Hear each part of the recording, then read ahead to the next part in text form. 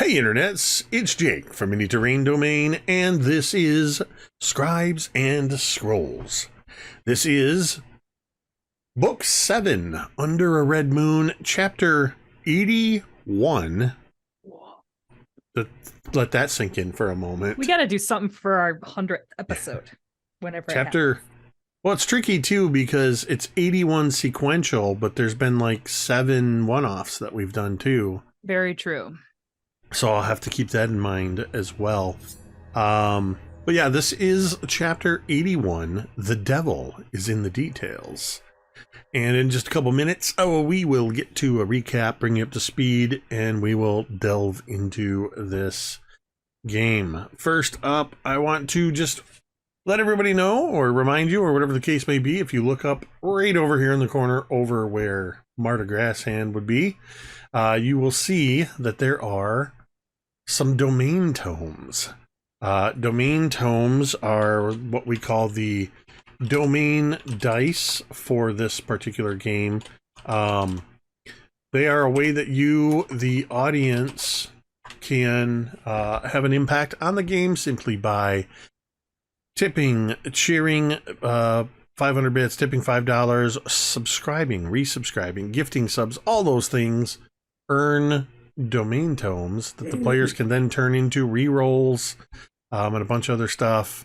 And those are in the chat now.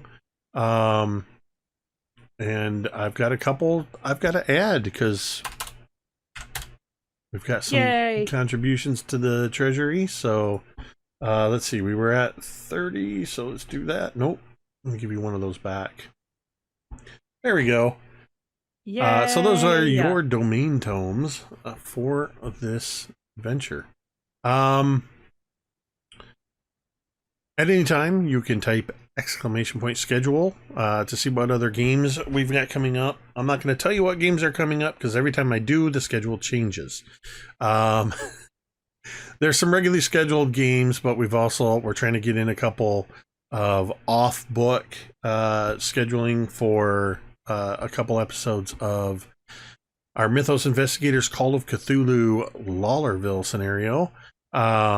We've got both a one-on-one with Ricky and Dwight and a regular session coming up soon. Sky Metal Iron God should be returning as early as tomorrow. Stay tuned to see if we actually return tomorrow or in 2 weeks. But you can count on Thursday nights for Welcome to Paradise, Michigan, our Kids on Bikes RPG adventure.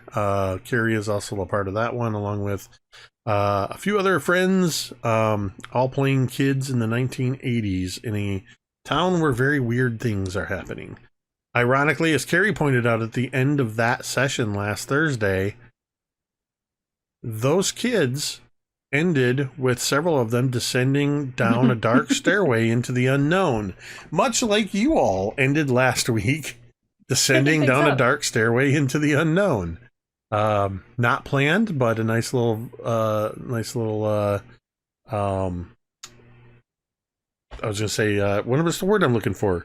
Juxtaposition, not really. Serendipity. Serendipity will work. Some parallelism.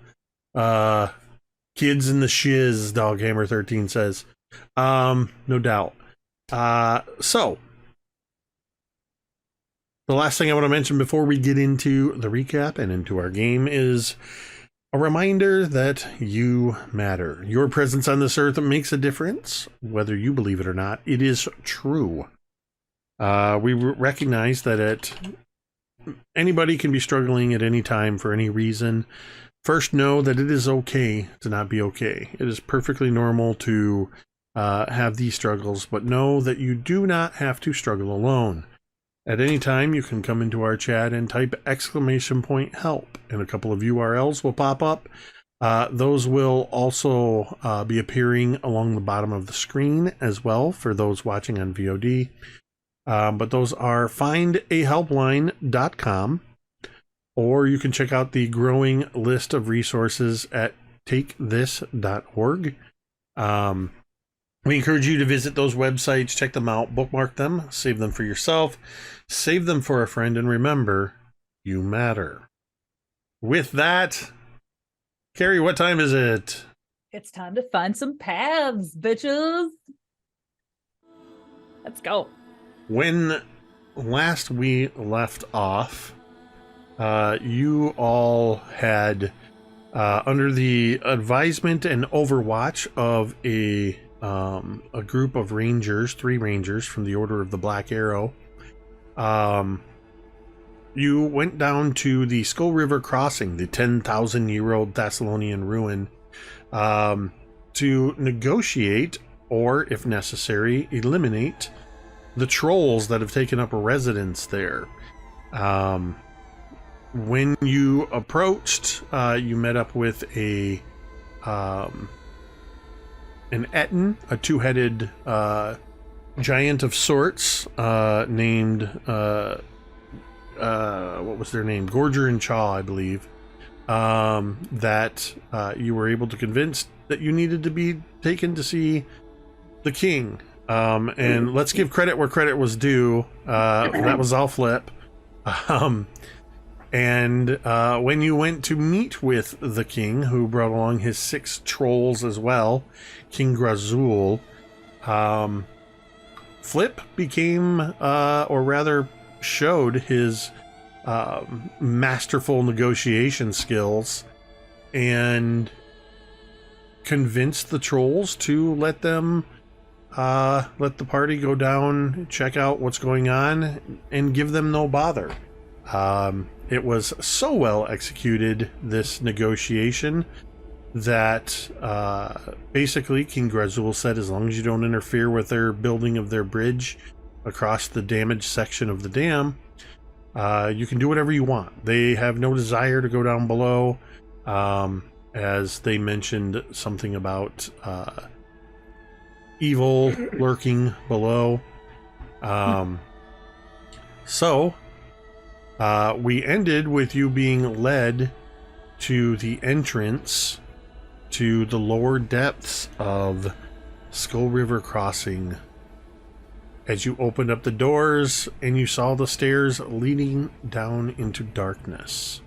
And that's where we are going to pick up right now, as the 5 of you, which is Flip and Teera, Vornush'ka, Kane, and Marda, are descending down these stairs. It is a very ancient stairwell, dark, unless it's dark enough that if you do not have dark vision, you will need to either be led by the hand or light a torch.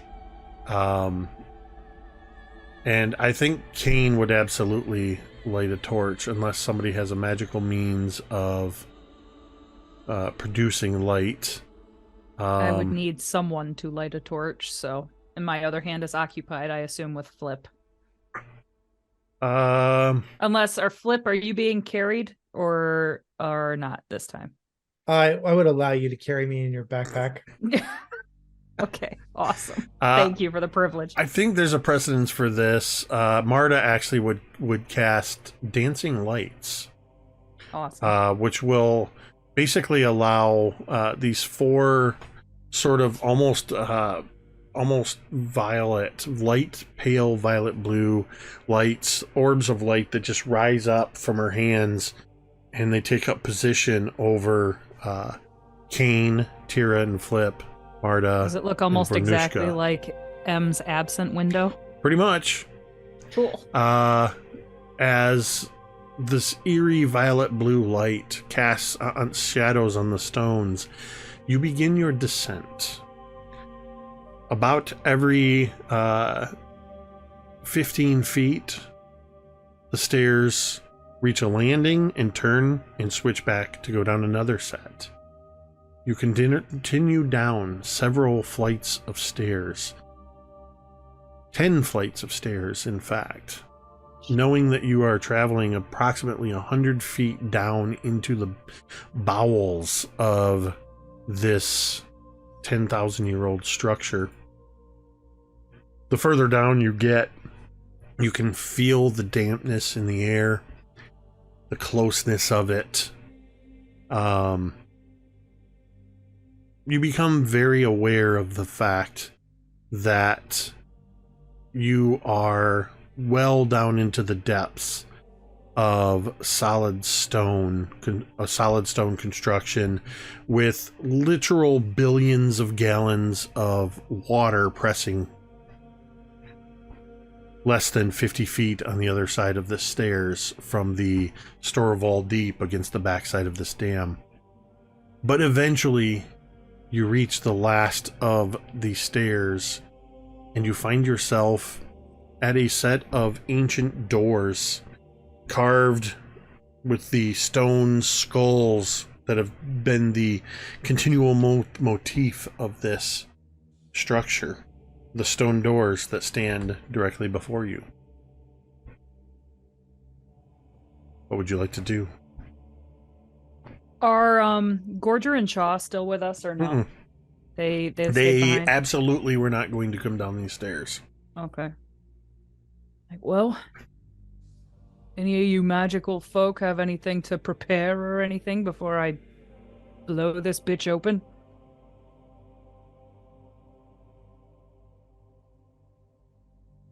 I mean, it's not typically how magic works. Like, did you try the door and see if it's open? I Like, don't that know would've how been- it works. No, I didn't. I didn't try. What if it's open? I didn't want to wing things open before anybody was ready. Right. This is, yeah, good. All right. I'm gonna hop down and then, let you All do your right. thing. I would very surreptitiously look and see if I can decipher first. Does this door open in or out? I don't want to be a jackass.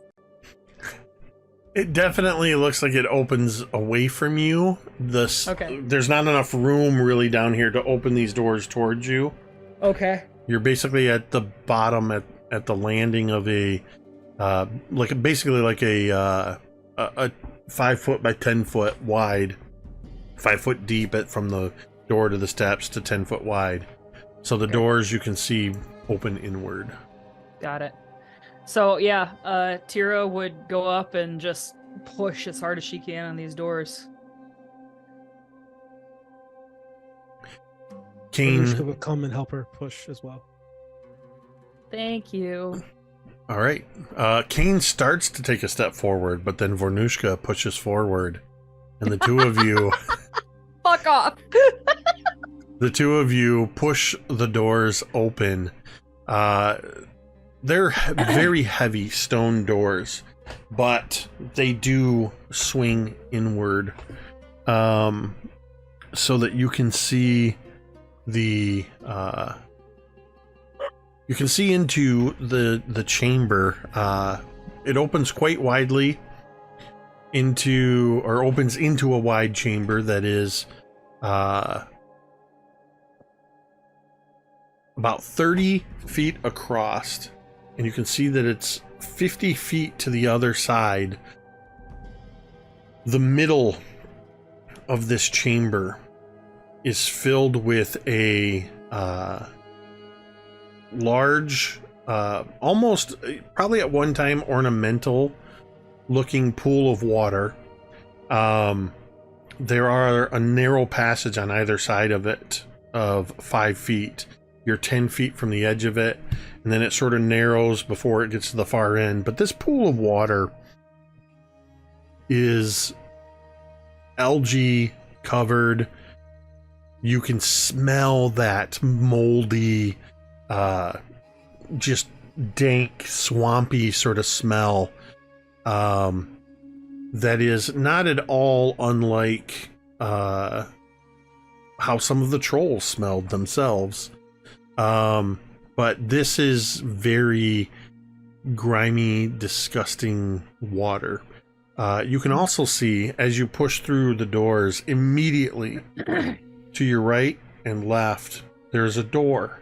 A single door on either side, about 15 feet away from you. At the far end of this room, you can just see another set of stone doors. But piled in front of this door, rising almost to the top of these doors and spreading outward from this, where it reaches the doors, it sort of funnels in a little bit, the room does, is a massive pile of mildew and algae covered skulls. Ugh. Wow. What would you like to do? This is fine. Yeah, that's a lot of dead things, all right. Well, looks like we got a big choice, left or right. Because we sure as shit ain't going straight. Can you remind me why we were down here again? Because we're helping the people of Turtleback Ferry by getting the fucking dam working like it's supposed to. Vornush'ka. You say this as if I'm the bad guy. It's nice to do things for other people, and I think you keep forgetting very conveniently. Well, it's objectively not nice down here. I suppose that's fair. Well, Thank Flip, glorious leader. Left or right? Left is right, right is wrong, baby. I don't know what that means. It means left is right and right is wrong, So left. baby. Yeah, Left. left. You could have just said that. And I did just say that. I You're did. Teera would look and just be like, well, do you want to lead the way? Or shall I shield you from whatever the fuck is left? Obviously, you're gonna shield me. I don't rush headlong into danger. That's why I'm the leader. Yeah, that makes perfect sense. And Teera would kind of go over to the door that's near the left. So you walk the 15 feet over into, it's basically in a little bit of an alcove, and there's another stone door there. Gotcha. Before you push it, I reach out to push it and then I pull back. Flip is going to search for traps. Excellent. Give me 1 second. Not because I'm looking up a trap. I am looking up how do you check for traps in this game? I think it's probably just perception. I thought. I think you are right. And I think there's also a feat that helps called trap finding, but I don't think it's a requirement. Let's go with a perception check All right. for now.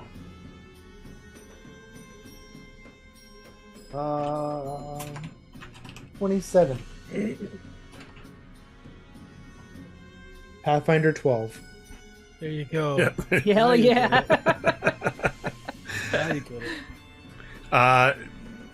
Giving this door and its stone carved skull a good looking over, you determine that it is just perfectly formed stone with no mechanisms or arcane traps attached to it. All right, Teera, you go ahead. This is fine. Oof. I push the door open. All right. Pushing this door open, you find yourself entering a much smaller chamber. This chamber is only 15 feet wide, and it is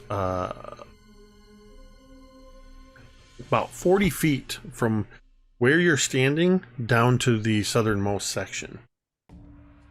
Okay. You can see that as you're looking southward on your right, there is a half circle pool of water with stairs that lead down into it. This water looks much clearer, though the dancing lights are sort of bouncing and reflecting off of it. You can sort of see as the lights Marda makes the lights move in a little closer. You can see that in that stone wall, just under the water, at the bottom, it looks like the water's probably about 15 feet deep. There is an underwater tunnel that leads back into the room you just came from, presumably connecting with the algae-filled pool. Opposite the entrance to that pool, on the eastern wall, which would be on your left, halfway down the room, there is an alcove carved into the wall, and you can see from where you're at, this is only like 20 feet away from you, a scale model in intricate detail of the Skull River crossing. To give you an idea of the size of this scale model, the skulls that decorate the front of the scale version look to be about the size of human skulls. This thing is about 15 feet across. Okay. And from this, even from this distance, as Marda has the lights hover around and float nearby, you can see on the scale model, just like they were up above on the actual Skull River Crossing Dam, the jaws of these skulls quiver, and you see trickles of water coming out of their mouths. Okay. Is there, what's on the south end of this room, towards us, anything? Like any other doors or stairs? You or see there is opposite the door you came in, there's another little alcove that may also have a door that leads back into a room that you came from, or based on the distance, that's the only thing it could do. If there is a door, it looks like it could only go into the room you just came out of, but at the south end. I guess I want to go and look at that water and like get up close to it and see if it is like really clear and clean. Seems weird if it's maybe connecting back to this pool that it's clean and the pool isn't. I just want to investigate the water. Yeah, go ahead and check it out. I mean, I'm not going to make you really roll anything, I guess, because you're just looking at water. I would dunk my hand in it and look and see. Oh, you dunk your hand? I'm just kidding. Shit. I was like, ugh. Oh no. Okay. Yeah, I do. You said you did something with your hand? You know what that means in one of my games. No. But yeah, I would look and just kind of see. You dip your hand in and you feel very, you feel cool, not cold, but cool water. It smells clean, feels just like water. Nothing out of the ordinary.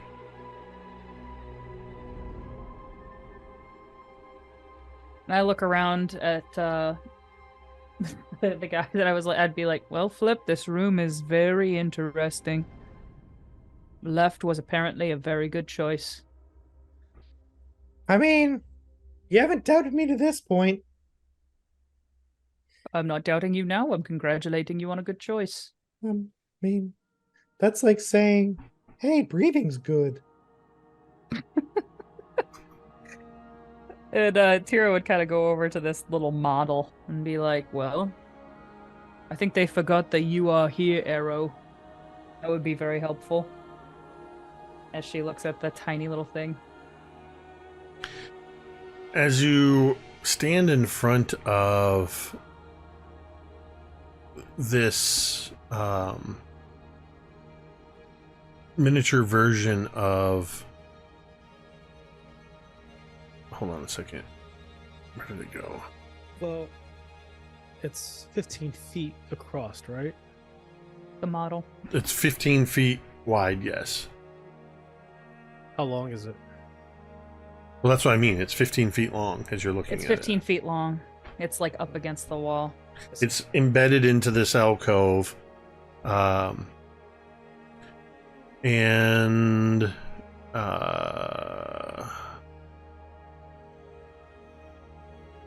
there we go. So,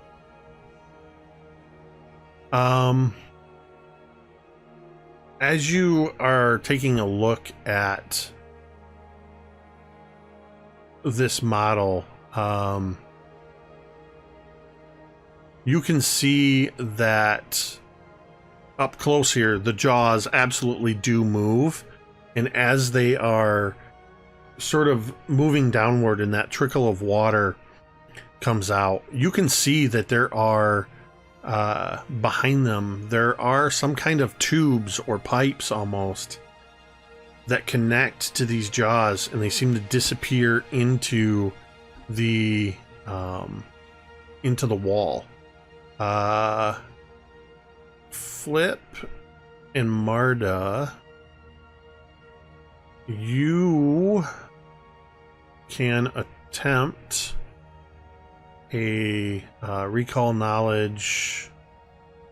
I'm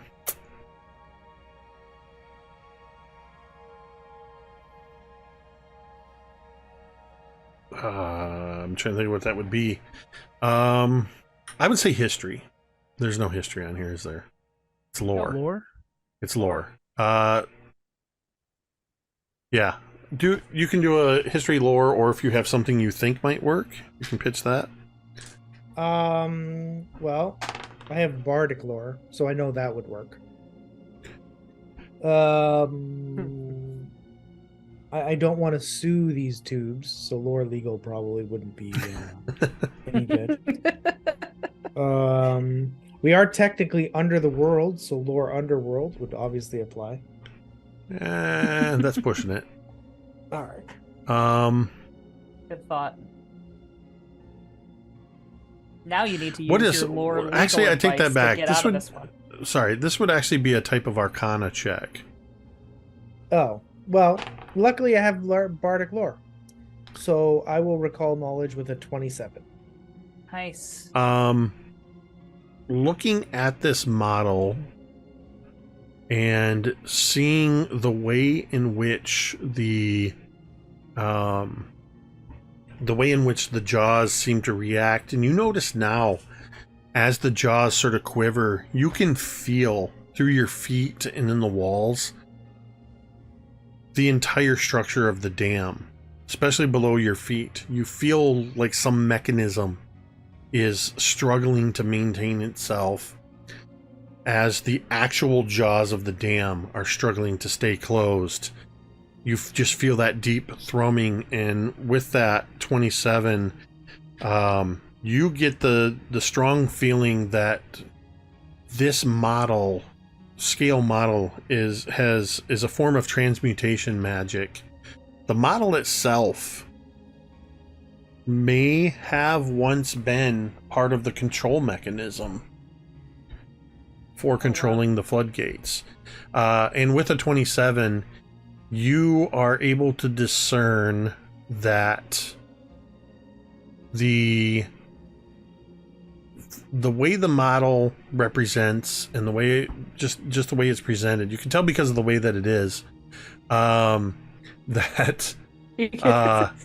it more likely than not is set up to be automatic. That when the floodwaters, when heavy storms cause flooding, it reaches to a certain point and the floodgates should activate normally. But they're not activating normally.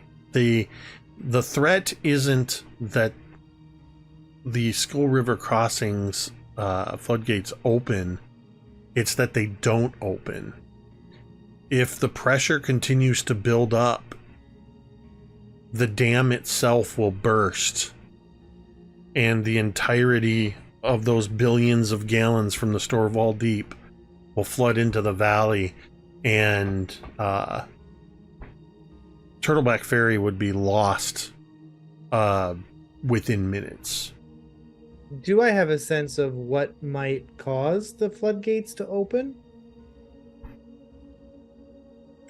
Like what action I could take to facilitate this necessary? I mean, with engineering? that and seeing the way that they move, you get the impression that the 5 skulls that are across the front of this, that it looks like it should work, that by grabbing a jaw and pulling downward, it would almost function like a manual override.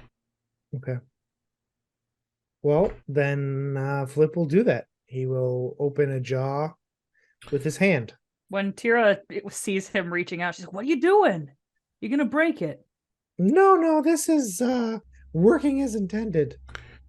As you How reach does it your work? hand in to grab the jaw, the first thing you realize is this isn't just a carved replica. This is an actual human skull that has been sitting here for 10,000 years as part of this mechanism. The next thing is, as you grab the jaw and start to pull down, you feel there's resistance there. And as you put a little more pressure into it, you feel that sort of thrumming through the entirety, and the entire structure shudders, and a little dust sort of... Shit. And- Shit.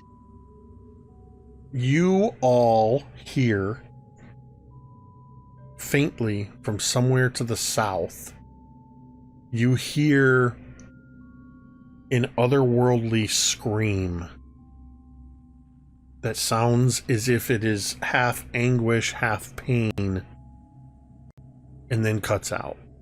Holy shit. Flip, stop. All right. What did you do?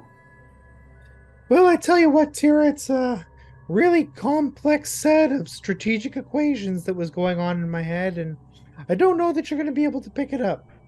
Suffice it to say, we should probably go south and check that out. Okay. I mean, 50% pain and 50% anguish equals 100% discomfort. So what did you just do there by pulling that lever? Well, I mean, I did say that it was like really complex series of equations, mental gymnastics and whatnot. Maybe you wouldn't understand. Not that I'm calling you dumb. Just either say of it, you. Flip. Fine.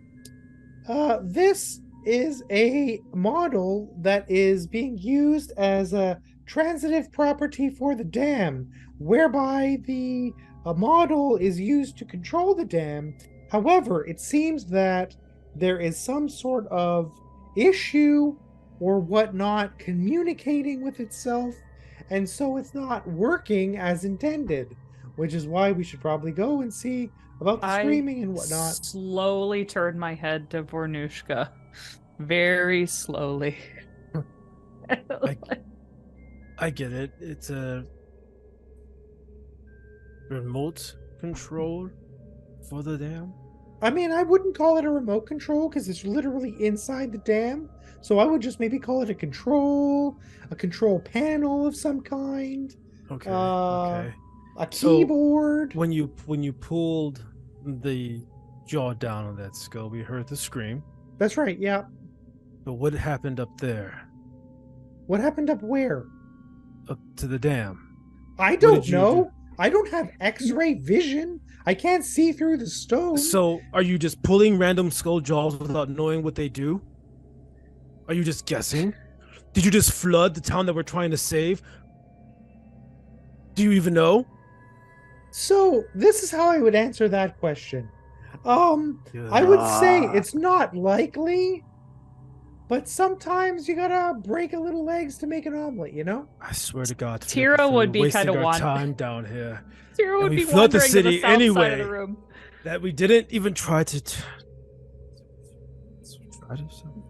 Teera's wandering to the what are you south side of the muttering room. about? Teera is leading I'm the just- way in the right direction, and you're Oh. here No hurry. mumbling.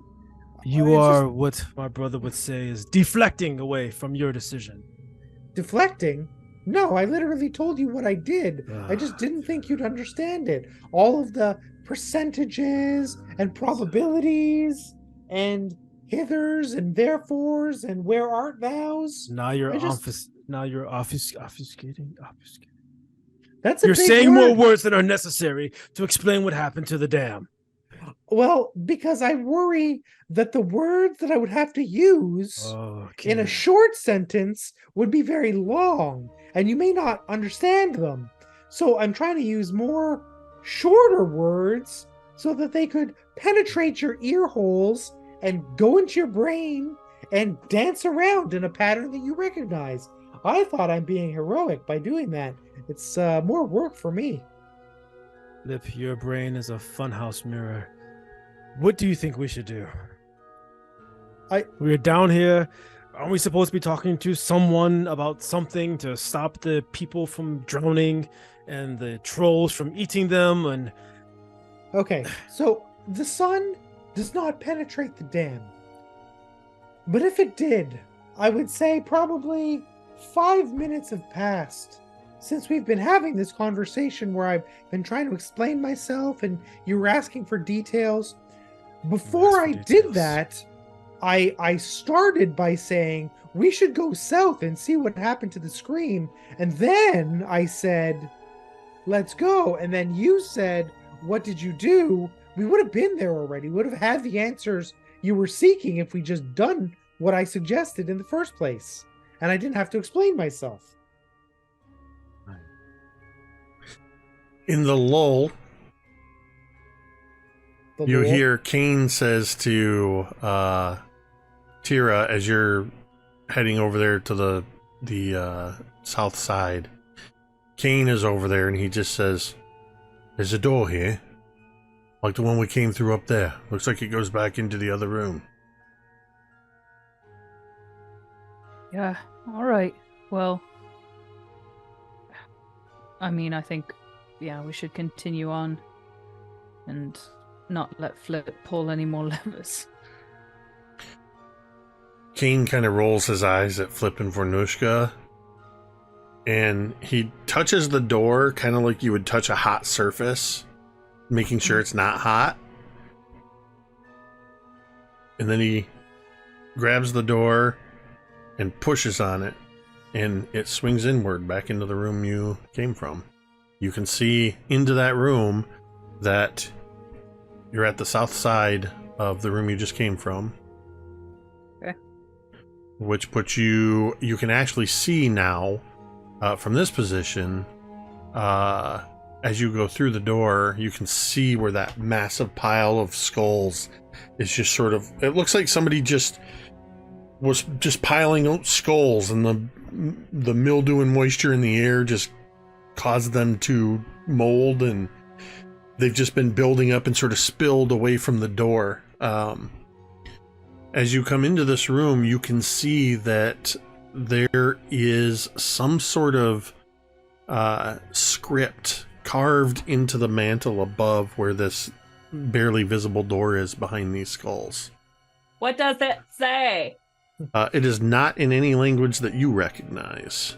Damn it. Vornush'ka breaks from the conversation with Flips and follows Teera into the room and looks around all the skulls and says, "One skull is a tragedy, a million skulls, decoration."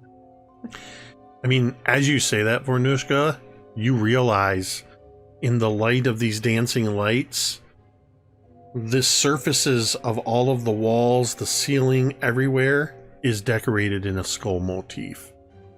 Skulls carved within skulls. As you look closer, where it looks like there's all this filigree and stuff, it's just more skulls upon skulls.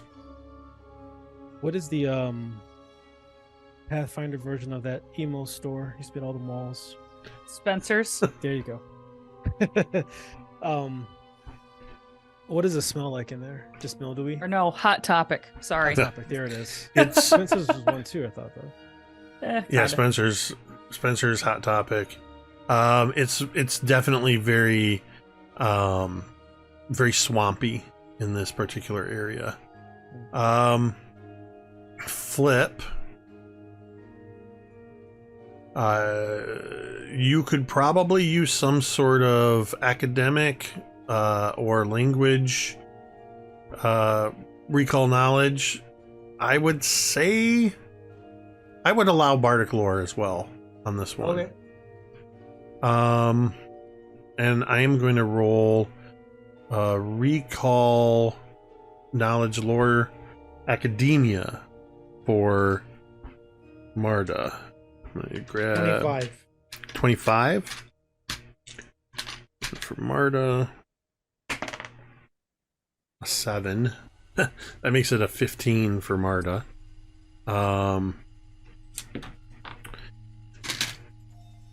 With that 25, I would imagine some of your bardic knowledge extends all the way back to some aspects of the world before, from 10,000 years ago. You can recognize these characters as Thessalonian, but you cannot read what they say. Okay.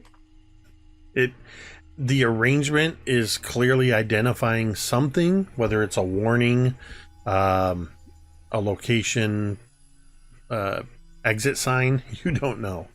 But it's definitely ancient Thessalonian text. But the door that is labeled there is on the opposite, or is behind this massive pile of skulls. There are, you can see opposite, just like when you were on the north end of the room, opposite the door you came through, 30 feet across, there is another door that leads into another chamber. Let's go into the other chamber. Should we check? Okay. All right. Wait, what do you want to check? The room on the right side. That room, and Teera would nod at it, and Teera would start walking over there, ready to open up the door. Vornush'ka will follow. As you all walk across the room, I would like everybody to make a will save, please. As you pass by the giant pile of skulls. 21. Let's see. 26. Where's Marda's will? 26, 21. All right, Marda has a 16. Marda got a 25. And Kane got a 15. Vornush'ka, what'd you get for your will save? 33. Mason's Jeez. secret number. As you're all crossing in front of this pile of skulls, Vornush'ka, this is nothing compared to what you've seen. You've seen a pile like this when they were freshly severed heads, limbs, torsos, the carnage of the battlefield, the piling of the bodies. This is a common sight for you. In fact, the skulls are a little clean, devoid of the ichor and the carnage that typically are the matted hair and the cracks and the blood stains that are typically on heads that have been decapitated. But for the rest of you, as you start to cross in front of this, you feel your eyes drawn to the skulls. Fear and strong emotional reactions begin to well up in you. Each one of you, other than Vornush'ka, every other one of you except for Vornush'ka, is now frightened 1. This means that all of your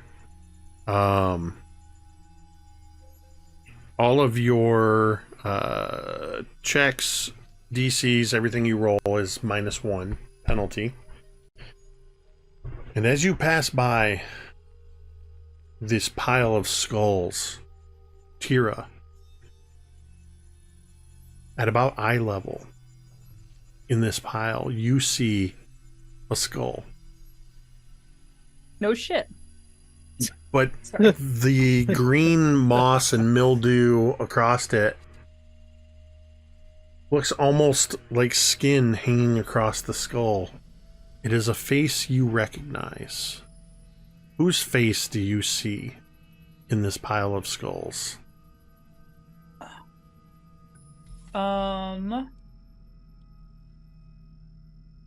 Is this skull human? You tell me. Honestly, like most of the people Teera knows are not human. So I guess she would probably see Ogun,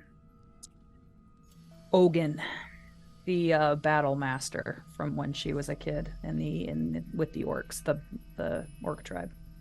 The more you look at it, the green of the mildew and moss and mold, you realize it's not that. It just blends in. It's the orcish skin. You see the tusks protruding up, and you recognize that face and the hollow dead eyes staring back at you. Next to you, Kane. You see Kane just kind of... He clutches at his chest for a moment, and you hear just like he's trying to withhold a strangled sob. And he's shaking his head. No, it can't be. It can't be. Flip. Whose face do you see that causes you to feel these strong emotions and fear? Flip sees an old mentor who was a court jester for a king in a faraway land. His name was not menacing, but he was well known for extracting information from people.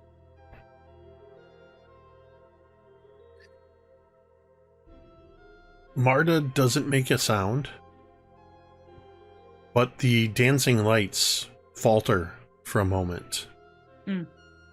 As Marda is staring transfixed by one of the skulls as well. Vornush'ka, you see all of your allies around you suddenly transfixed by the skulls, trembling, clearly upset by what they see. Mm-hmm. And then, Vornush'ka, you're the first to hear the whispers. Why is it that death does not scare you? How are you so strong against its pull?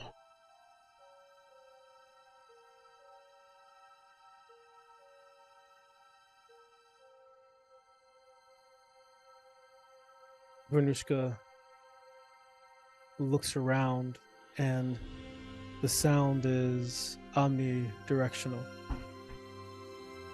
And she says, "It's not that I do not fear death. I've accepted it as a way of life."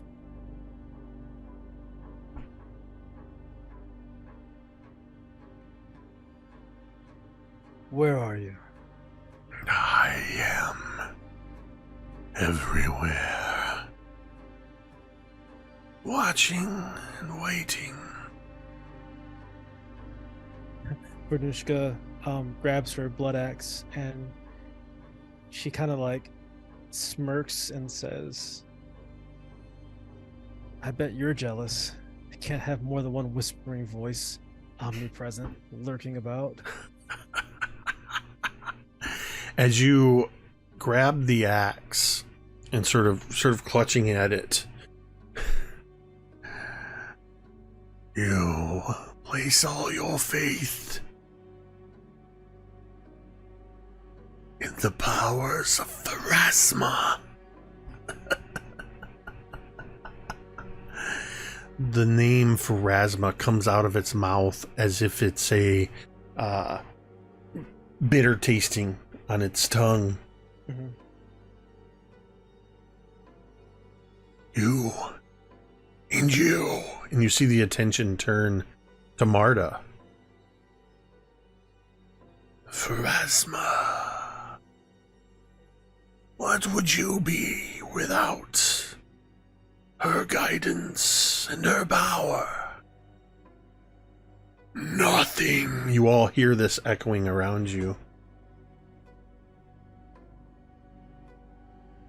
We have heard that whole thing, or Yeah, we just you're all. heard nothing? Vornush'ka sort of heard it first, and Okay. kind of, though you're all hearing this sort of swirling around you, it seems to be focused in, concentrated on first Vornush'ka, then Marda. Flip.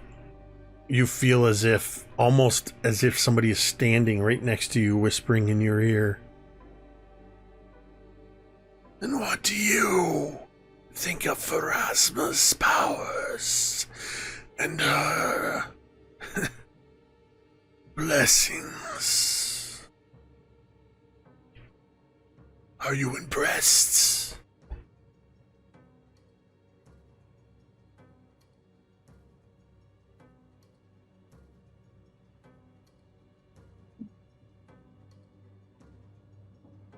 Wait, who is the voice talking to? You. You. Me. Yeah. Impressed by what? Pharasma's blessings?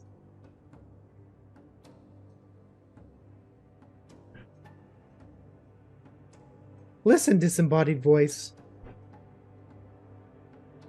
It isn't always about blessings or whatever you're talking about. Sometimes it's about just making the right decision.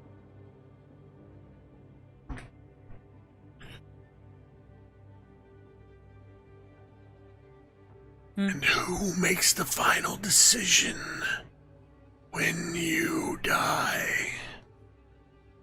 Who is the arbiter of the fate of your soul? The Lady of Graves. Listen here. I am the captain of my fate. I am the master of my soul. Ultimately, it's me who manifests my own destiny. The petty squabbles of gods are beneath me. One day your self-importance will be your undoing. You feel the voice swirl away from you, and Teera, you feel as if somebody is standing just behind you, just out of peripheral vision. Almost, you know how if you see somebody like they're not really touching you, but you don't want them to touch you, and so you can almost anticipate that feeling. That's what you feel. Mm-hmm. As if they are almost but not quite putting their hands on your shoulder. Mm-hmm. The blood of witches runs through your veins. And you, as the voice turns its attention towards Cain, do you think your frost heart will protect you from the Lady of Graves?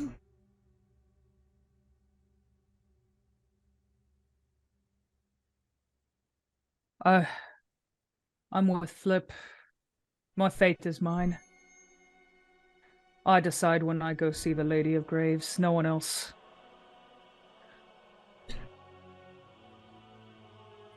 And Teera has this obviously barbarian rage is kind of swelling, and even the insinuation that she does not have control in this situation is insulting, kind of.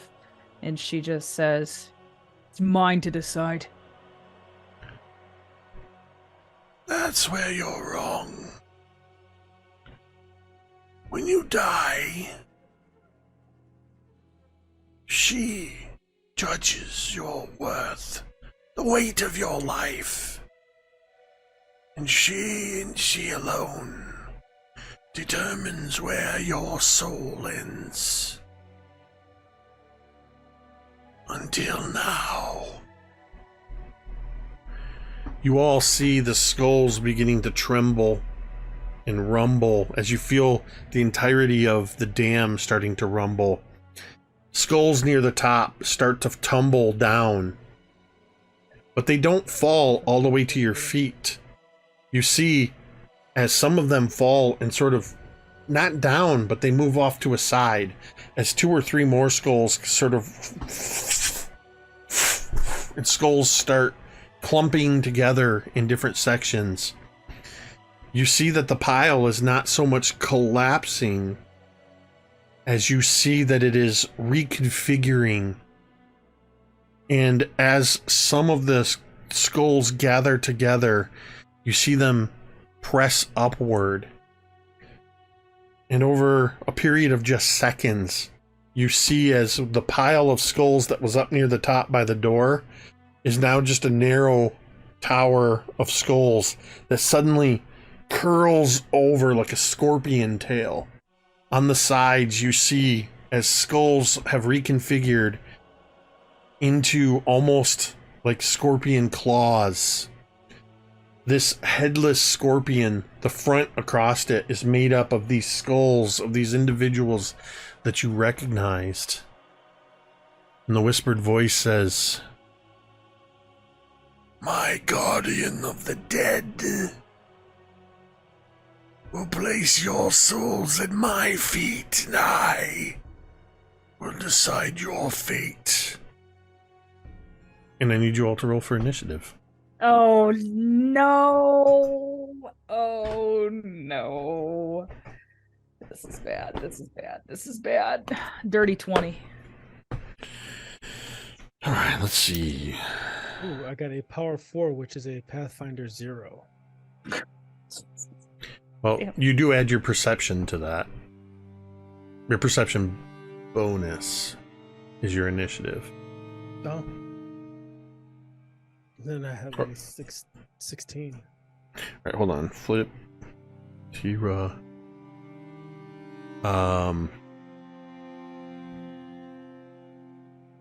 Vornush'ka.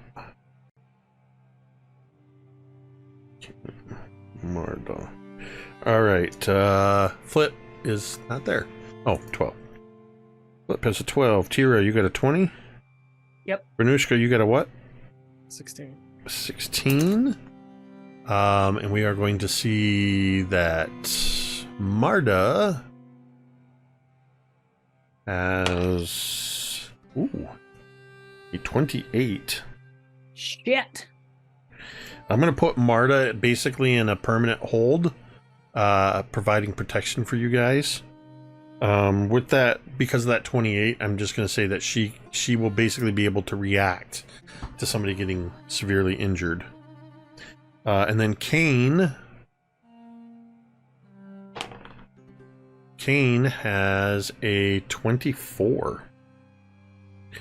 So that means 1, Kane 2, Teera is 3, Vornush'ka is 4, Flip is 5, and I forgot to roll for Guardian of the Dead. So let's see what that is. That is a 34. The initials of the Guardian of the Dead are G-O-D. Oh, no. That's a bad omen. So, as this creature comprised of skulls forming the shape of a of basically a headless scorpion, and you hear that whispered voice say that it's going to ferry your skulls to it, that is where we're going to go ahead and take a break. And we will start this encounter when we return from break. So stick around if you're watching with us. We're going to be back in just a few minutes. The legit Guardian of the Dead? That's what the whispered voice called it, the Guardian of the Dead. That sure is. And we're back.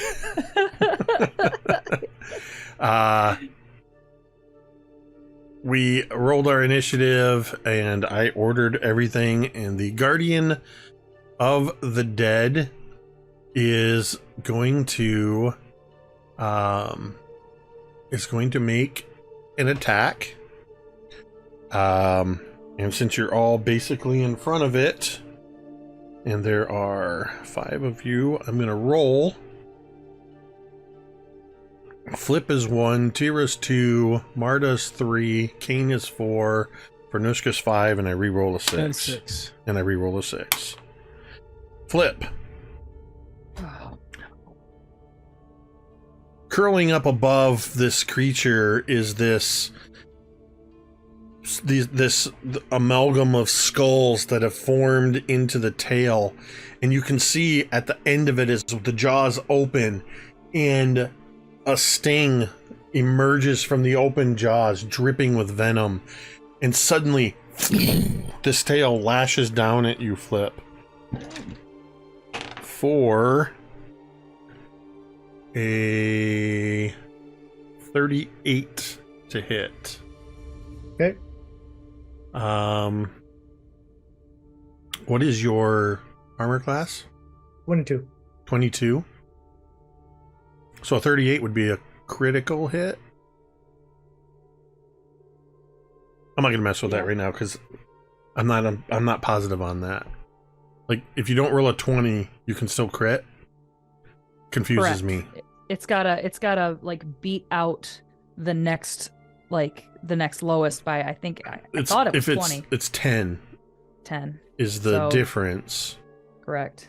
But for now, because I'm not 100% clear on it, I'm going to roll with just D20 or nat 20s as crits.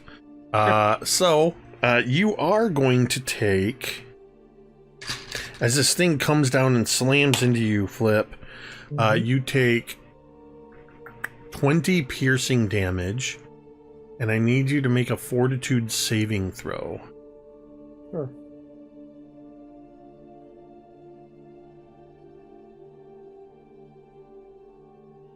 Uh, 24.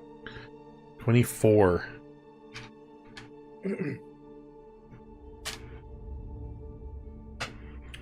You take 6 points of poison damage.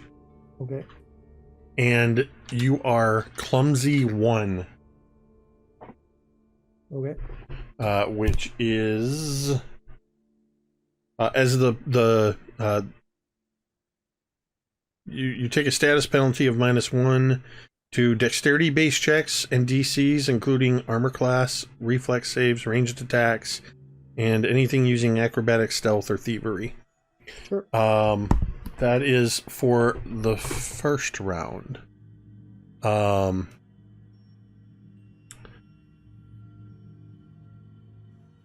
is its first attack. Its second attack is going to be against Teera. As this thing comes down and strikes Flip, one of these claws reaches out and grabs at you, Teera, for a dirty 20 to hit. That does not hit me. You hear that snap of the claw as it strikes next to you. Actually, I'm sorry, that wouldn't have been a dirty 20 anyway because of the penalty. That would have been a. Oh wait, that would have been a. I can't math. That was a 30, not a 20. That does hit. But it's not a 30 because I have to subtract 5, so it's a 25. So that's a dead tie. What does that mean? That's a hit. Sorry, okay, then it's a hit. I rolled an 8. And I just couldn't math properly. So you think you dodged it, and then but weirdly suddenly enough, you turn into it instead of away from it, and as it grabs hold of you, you take 24 slashing damage, and you are grabbed. So you are caught in its pincher. And that is going to be the end of its turn.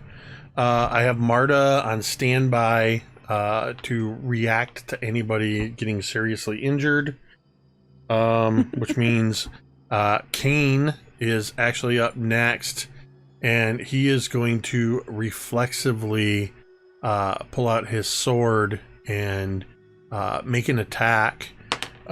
Kane, that's a D10. Kane gets a 37 to hit. Let me see if that actually hits. So I have like a million tabs open right now. Here we go. Kane had a 37 to hit. So he does hit it. So Kane slashes out at this thing. That's going to be... oh, he got a nat 20 on his second one. So I will pull a crit on the second one. So for the first attack, Kane is going to do 18 points of slashing. Can his crit be to free me? And then Kane does max, so that would be or it's double damage, sorry, on the second one. So that's 2, 4, 13, so 26.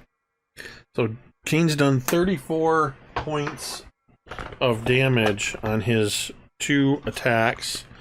And I'm going to just pull a random card. That was a slashing, piercing attack. He strikes it right below its headless torso. A ruptured abdominal cavity. It's triple damage, so he's going to do another 13 damage on top of that. So Kane has done 47 points of damage with his sword. It is Teera's turn. First of all, I would like to rage. All right. Secondly, I want to get the fuck out of this thing's claw. So can I guess, does it is it restraining me really, or can I just make an attack? It's basically around your waist. You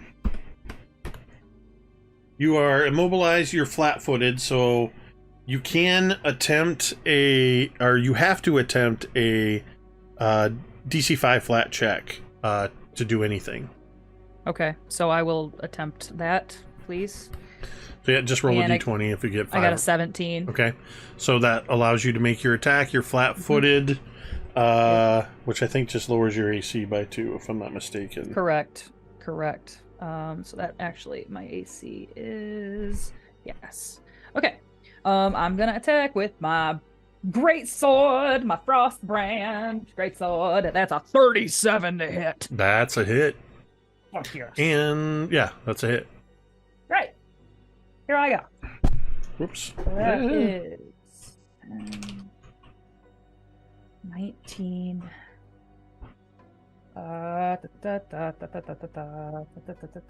21 plus an additional 3 points cold damage for 24 damage. So I'm going to you rolled a 37, you said? 37 attack. Okay. Yeah. So how much damage? Sorry, 24? 24.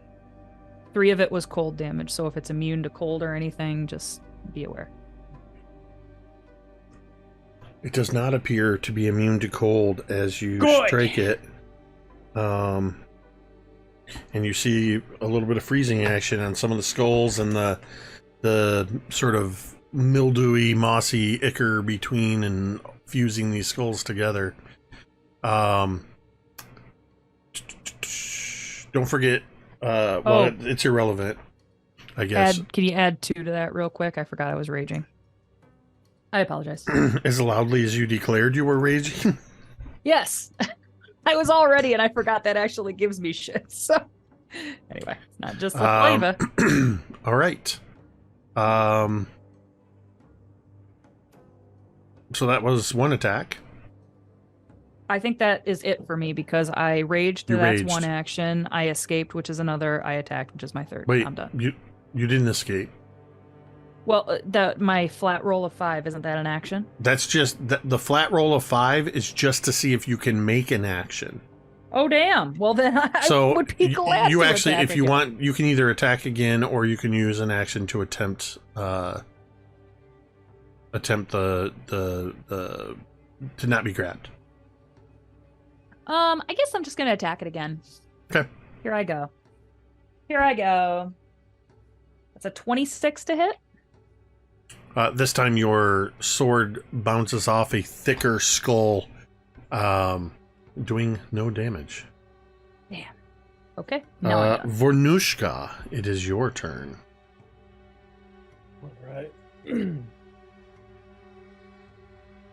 Okay, sorry, I was reading something. All right. So the shape of this Death Guardian, is it shaped like a scorpion with pincers, like 6 or 8 legs or 6 legs? And It basically looks like a giant Stinger. headless scorpion made of giant skulls. headless Scorpion. All right. That's the most metal sentence you've ever said. Vornush'ka's looking at the creature. Are there any looking at the joints for movement, looking for weak spots? You know how like in a suit of armor where the arms bend, there's joints in space? Can I see any of that? I mean, it has jointed parts of its legs and but the joints look like skulls just moving together. This thing was a pile of skulls and is now held together Just a by pile some of dark skulls. magic. So you can still attempt to look for those kind of No. things. No, it's pretty obvious what this thing is. All right. Well then, let's see. Teera is being grasped by one of the pinchers, correct? Yeah. Yes, And she has not broken free, correct? No. correct. Okay. All right. Vornush'ka will attempt to chop off the arm or the pincher that is holding Teera as the first attack. Okay. So Oh, and aiming she's- at that, you make your attack and you get. She grabs the blood axe and she says, there's probably no blood here, but violence nonetheless. And she grips the axe. I'm not sure if the thorns come out or not because The thorns are basically the authoritative property of your blood axe sure. that prevent anybody else from using your axe. Gotcha. Alrighty then. Alright, let's roll it. Here we go. Get it. Get him, Ricky.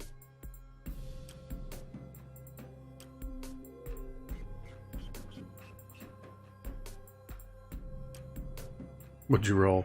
Oh no. We're gonna re-roll that. We're gonna re-roll that natural. Atta one. boy, that's a good Yes. use. One It- tome, please, It boss man. fell on a 19, then it turned to the 1, and that's just something we can't allow for now. I So, agree, Ricky. Good use of the tomes. Thank you.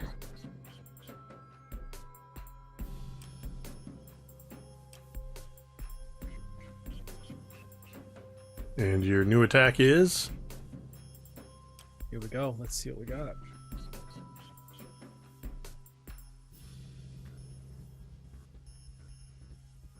Okay, that's better. So let's see. 13 plus 17, so that's going to be a 30. That's a hit. Damn, son. Get him. Get him, Ricky. Right. You bring the blood axe down onto the claw, at the thinner part of the claw on this thing, and you feel how solid it is. You hit it and you do damage, but you do not sever it. Go ahead and roll your Okay. damage. All right. 1, 2. Oh my goodness. That's trash. 9 plus 6 is 14. So 14 points of damage. 3d6 plus 6. 3d8 plus 6. That's 14. I rolled 2 2s and a 5. So pretty awesome.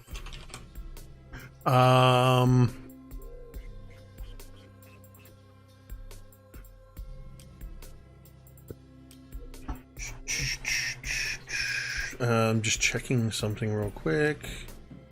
Okay, it's immune to that. So, sorry, that was 14. All over this thing's body, you can see skulls that have been chipped away at. You can see the gleaming white bone where skulls have cracked, where you all are hitting at it. Vornush'ka, that was one attack. Yeah, we're gonna bring the axe. So the first swing was a downward chop and kind of arcing, and then the next one's going to be an uppercutting slash coming up again. Don't forget, it's a -5 for your second attack, multi-attack. Gotta go for it. Yeah, do it, man.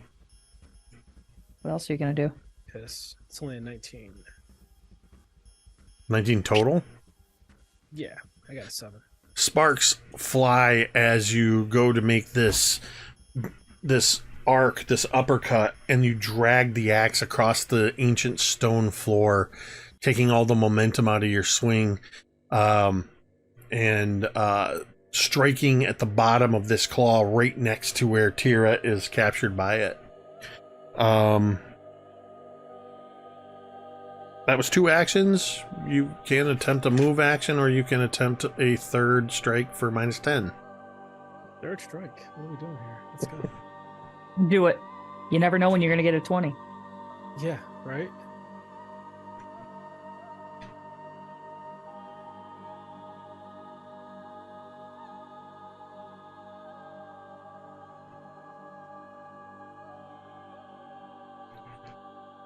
You're rolling the slowest dice known to man.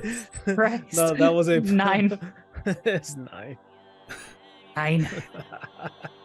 Yeah, this creature moves as if anticipating your strike.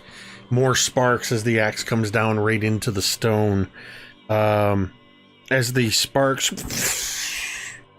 flip, Yeah. it is your turn. Get him, leader. Yeah. Okay. Go get him, Scoutmaster. You got this. We all believe in you. We're behind you, Flip. Right. Great. Wonderful. Okay. We trust you with our lives. Okay. A flash of light extends from Flip's fingertips as he casts a spell at the scorpion skeleton thing. Does a 32 hit? A 33. A 33 does hit. Yay! What kind of effect is this, or damage? I haven't figured that out yet. Give me a second. I mean, not the numerical value, but what type? It's fire. Okay. 30 points of damage. 30? That's right. Flame erupts across it, burning away some of this, almost as if it's a swamp gas emitting from it. And you just see that sort of, where it hits, it burns up and then sort of ripples across its body. And leaving behind charred bone. And then gonna use a move action or gonna move away from it.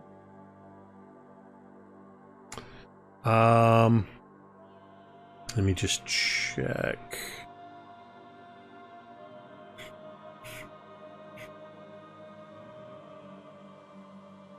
Do you have, because I don't know how this works in Pathfinder yet, do you have the ability to disengage? Or are you just moving away? I don't think that, I don't, I guess I don't have a specific ability to do that. So I will tell you that you will provoke an attack of opportunity if you move out of its area. All right, that's fine.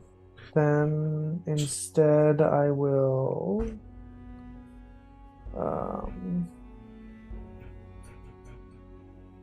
cast heal. Thank you. Flip! Yay!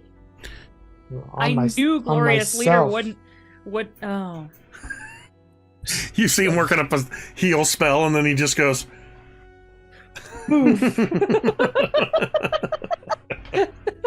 I mean, to be fair, at the onset of this, he took a stinger, a skull scorpion stinger to the chest. That's true. That's true. The worst thing that could happen is if he dies. So.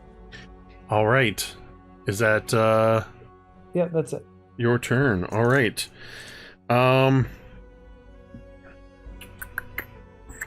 That is going to be the Guardian of the Dead. I need everybody except for Vornush'ka to make a will saving throw. Will save. 31. Nice. Saved. You are immune to the dread visage of the scorpion for 24 hours. Thanks. 27. Saved. You are immune. Me and Flip are so willful. Kane is absolutely terrified of this thing. He is choking, dog. Openly. In fact, you see Kane, because he critically failed again. You see Kane. You hear a clatter of steel as Kane's sword falls to the floor. And he drops to his knees in front of this thing, just openly weeping and repeating over and over again, "It can't be. It can't be. It can't be." So, but the rest of you, actually, let me check Marda real quick. Teera, get your boy. Shut the fuck up, Vornush'ka. So Marda rolled an 8 on her will save. Okay, that's a 24. So, Marda is frightened. So Marda has frightened 2. Ew. And you see the stinger curling up again. I have a quick question. Yes. Didn't Marda's frightened 1 resolve after her turn? So shouldn't she only be? Oh, you're right. 1? Yes, thank you. You're correct. So she is frightened 1.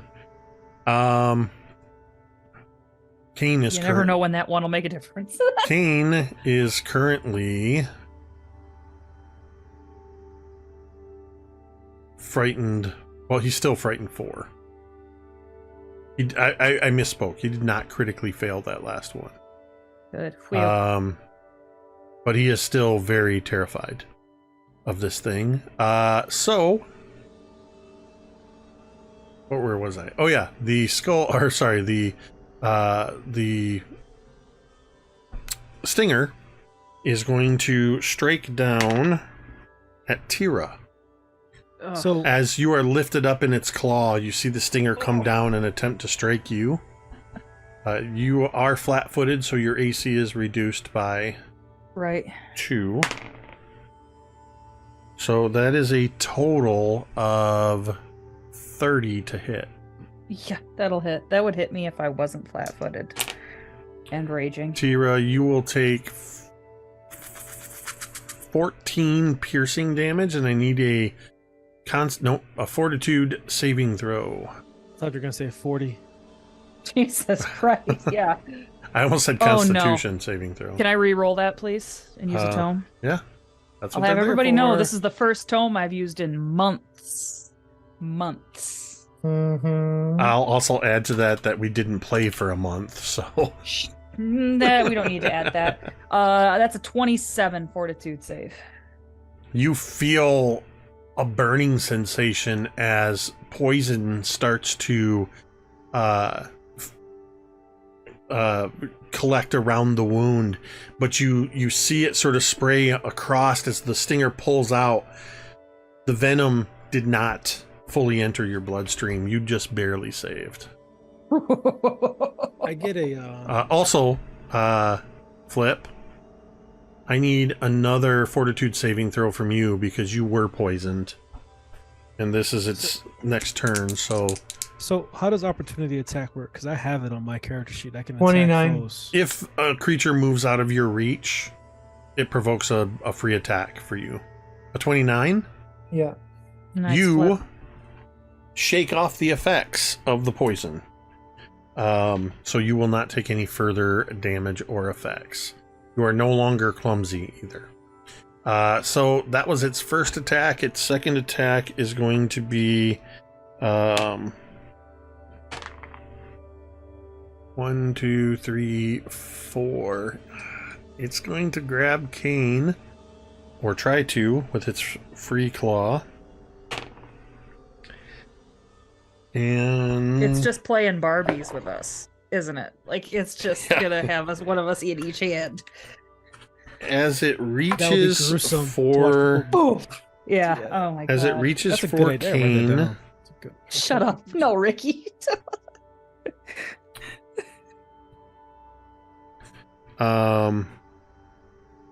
make sure I'm reading the right one.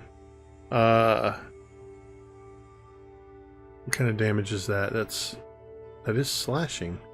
You see that this thing reaches, kind of moving you after it pulls the stinger out of you, Teera, and you see it make a grab for Kane, and you're helpless to stop it. But you watch as it drives its other claw straight into the ground in front of Kane, and you see some of the skulls shatter as it takes additional damage. It rolled a natural 1, so I drew from the critical fumble Nice. Oh, thank God. deck. Kane lives to blubber another day. And that is going to be the end of its turn, meaning that Kane is up. I'm going to make Kane somebody. Does anybody want to roll for Kane? I mean, will. I can. You're going to roll a d20. I will. You're I gonna- have an emotional connection. This is Got a it. this is a will save. Okay. I rolled a 4. Kane does not attack. He is still on his knees, sword on the ground next to him, and he is staring at this thing through tears, which means, Teera, you are up. You are still Great. grabbed by these pinchers. I'm gonna do a the 5 whatever straight roll. Straight roll 5. I made it, so I am gonna attack the shit out of this thing. Here I go. I would like to re-roll that. I'm gonna use 1 tome. That's a 30 to hit. That is a hit. Jesus Christ. He won't help you here. 16 and that's 22 and 22 points of damage. Counting rage 24 points of damage. That's what I And- said the first time. and cold. Yes, I did. Got my cold. So yeah, So that's one and attack. then I'm gonna attack him again. Here I go. All right, -5. 16. 16 total. Yeah.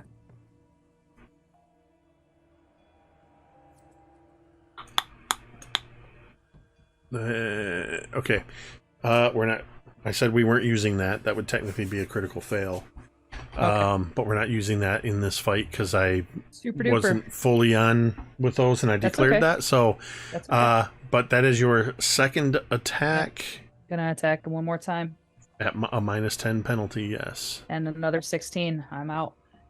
All right. Yeah, you see Teera make one solid strike and then is struggling, basically almost like being waved around in the air by this thing as the your sword just kind of harmlessly bounces off, trying to get a decent strike on it. But Vornush'ka, you are up. Vornush'ka looks over at Kane and sees that he's a blubbering mess with his giant sword on the ground and yells over to Teera, help your boy. Come go get your boy. As And Teera's getting whipped around, she says, "What the fuck you want me to do about it right now?" it has like this Doppler effect, like, what the fuck you Yeah, exactly. Yes, 100%. Yeah, so what we're going to do is Vornush'ka is going to. How tall is the thing off of the ground? Is it more than like 6 feet, or is it?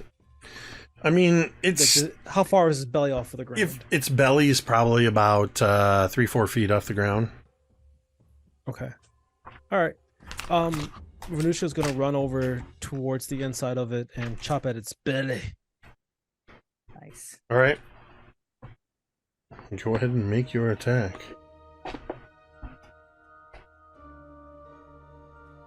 That's a nat 20. That's a 37, which initiates some shit on my Pathfinder screen about like critical hits and stuff. Hold on. So that is weapon carnage. one.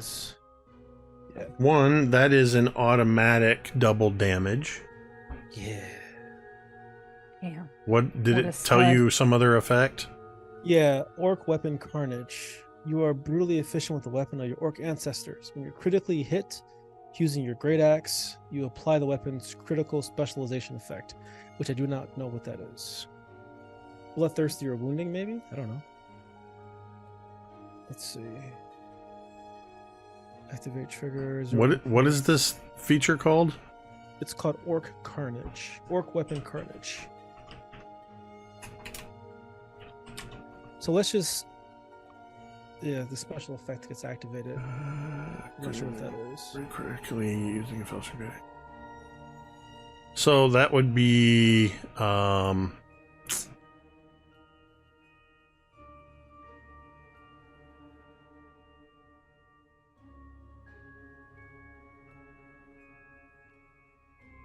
so it wouldn't work for you because of an axe, just because there's no other creatures. The critical specialization effect of an axe is that you basically can potentially hit another target, but there is no other target. So you can take your double damage, and I can pull a critical hit card for you. Yeah, that's fair. Let's see. 8 and 7 is 15. 15 and 3. That's slashing damage. We'll just 15. So 6. All right, so wait a minute. 8 and 7 is 15. 15 and 3 is 18. 18 and 6 is 24. 36. Well, I got double it. I'm trying to think if I hold on. 8, 7, and 3 are my rolls, so that's what 15 plus 6 18 24. 24. 48. So 48 damage. Yeah. Vornush'ka, as you slide in under this thing and bring your axe up into this critical hit, what does it look like when you destroy the Guardian of the Dead? Vornush'ka, what a stud! I imagine a phosphorescent light break through the cracks of all of the skulls. So what the skulls are binding, there's like this little crackling like light, and it's like phosphorescent white and a little bit of purple. And as the skulls begin to fall off, like parts falling off of something that is dying, like the skulls are falling off like in quick fashion as it crumbles back down to the ground, Vornush'ka goes, Guardian of Death, and grips her blood axe and sheaths it. I'm curious as what the blood axe would say as another disembodied voice. So a couple things happen here. Teera, you drop to the ground as all of the grip just falls away. The first voice that you hear is that same whispered voice that coming from all around. You all hear, "And now I have the measure of you." And it fades Don't away. act like you planned this, you bitch. We all know this is bullshit. And then You don't hear anything like verbally coming from the blood axe, Right. Vornush'ka, but what you feel is anger and frustration because all of those skulls that were forming that creature, Mhm. there were no souls to be absorbed by the blood axe and no blood Gotcha. for it to drink. Okay. It's like eating a meal and not being satiated. Okay. And then as like one of the skulls kind of like roll, you know that opening scene in Terminator 2 where the Terminator foot crunches on the skull? Yes. That's what Vornush'ka does with her foot. That's crunch. And as you crush the skull and all around you, these skulls just sort of roll and clatter, many of them broken. You now see that the door on the south wall is completely unblocked. And the Thessalonian characters that were carved into the mantle above, that light energy that Ricky described, that sort of phosphorescent and purples, illuminated the Thessalonian script. And when the flare washes away, you see the words, Infernal Engines.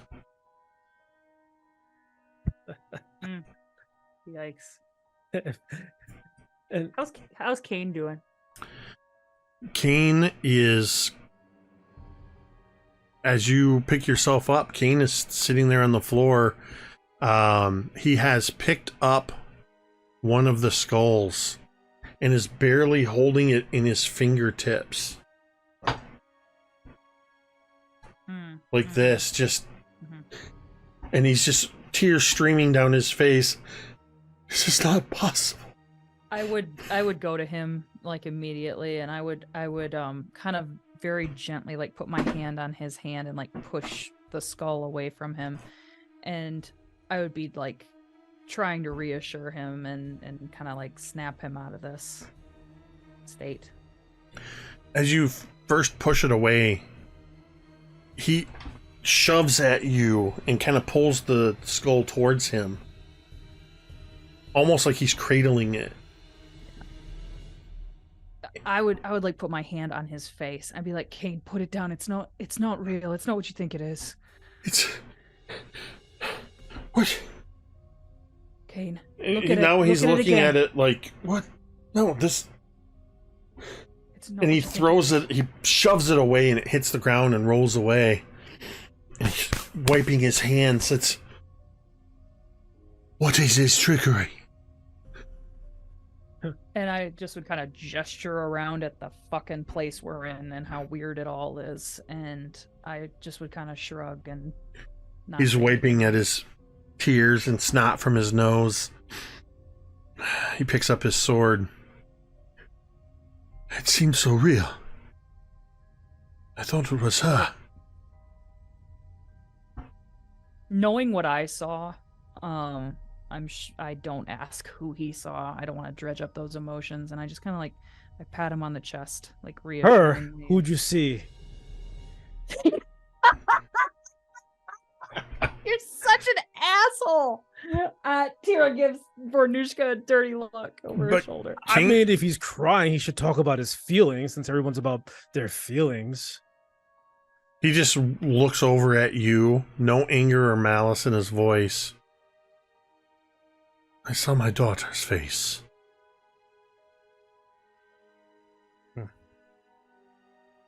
Vornush'ka looks at him and says,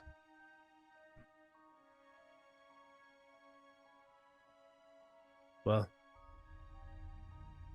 I want to say something funny, but there's nothing funny about seeing your daughter dead. That sucks because she's not actually dead, as far as you know, right? It seems so real. But she's not Like dead, there was. No, she's not. She's. I don't think so. But right? You don't think so. in that few moments, it was her. I was sure of it. And Vornush'ka extends her forearm up now.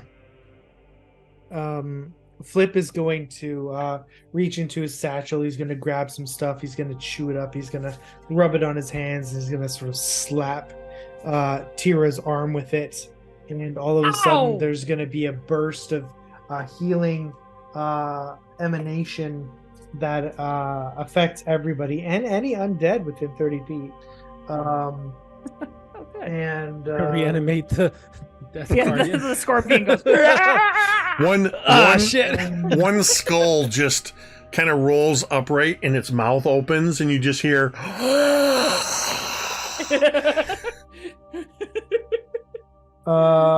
so that will be 35 for everybody. 35. Yeah. That's some powerful magic. Well, I'm the leader, baby. Damn. Oh, well, thank you, Flip. And Teera would kind of like shake her head and be like, "I think we all saw some shit we'd prefer not to talk about." What'd you Flip see, is- Teera? Flip is going to hold out his hand to Teera like this. And he's going to say, "It's okay, Teera. You want to touch me? It's okay." And I would put my hand like square on Flip's head and just be like, "Wow, I can feel the power. I saw a friend from the orc tribe, one of the first ones of them that treated me with any kind of respect. It was important Good. to me at the time." Good. I saw Buttcrack the Magnificent. Who the fuck is Buttcrack the Magnificent? He was a bardic mentor who disarmed people with his humor, but was secretly a serial killer. What kind of emotional connection did you have to Buttcrack the Magnificent? He was a mentor. I felt mentor-mentee type vibes. And he taught me some things. So of course I'm going to feel emotional about seeing him dead. Not by my hand. Is he dead already? Hope so. I killed him once.